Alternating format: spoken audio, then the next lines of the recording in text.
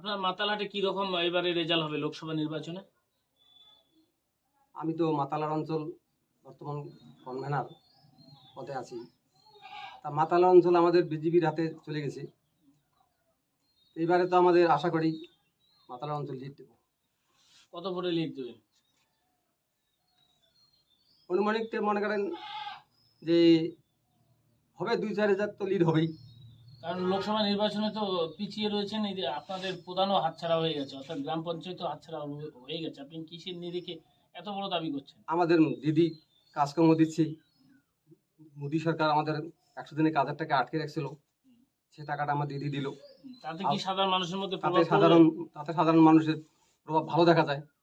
এবং দিদি বলছি ইলেকশনের পরে আবার যোজনার টাকাও দিবি। যে সরকার মোদী সরকার না দেয়, মোদী সরকার তো মিথ্যাবাদী না, মিথ্যে কথা বলে বেশি। আমাদের মাতালার অঞ্চল এবার আশা করি লিড হবে।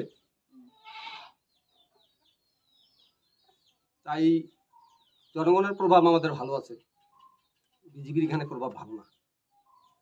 অঞ্চল পেতে পারে, অঞ্চলে ওরা কোনো কাজকর্ম করতে পারেনি।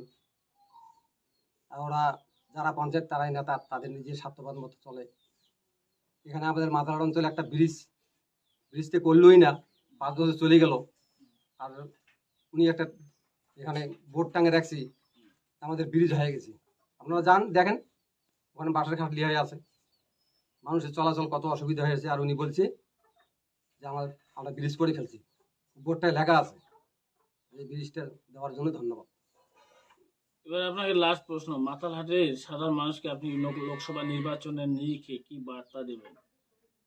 বার্তা আমার দিদি যে কাজকর্মগুলো করতেছে, সেই কাজকর্মের বার্তা মহিলারা লক্ষ্মী ভান্ডার 500 টাকা পেয়েছিল, এবারে 1000 টাকা করলো। যারা 1000 টাকা পেয়েছিল তারা 1200 টাকা করলো। এবং স্কুলের সুযোগ সুবিধা, মানুষের জন্ম থাকিয়া যেদিন বাচ্চারা জন্ম হয় তারপর থেকে সেদিন থেকে শুরু হয় মৃত্যু অবধি আমার দিদি তাদের খরচা দিচ্ছে আর কি। এই প্রভাবে আমাদের জনগণের সাথে যেটা আমাদের মানে আলোচনা, এবারে মাতাল আমরা আশা করি লিড দেবো। আমাদের জগদীপ বসিনী প্রচুর ভোটেই লিড পাবে এবং প্রচুর ভোটে জিতবে। আপনারা এখানে এনার নিজস্ব বক্তব্য শুনতে পারলেন। এনার বক্তব্যের জন্য আমাদের চ্যানেলে কর্তৃপক্ষ কোনোভাবে দায়ী নয়। প্রোগ্রামটি এখানে শেষ করলাম। ভালো থাকবেন।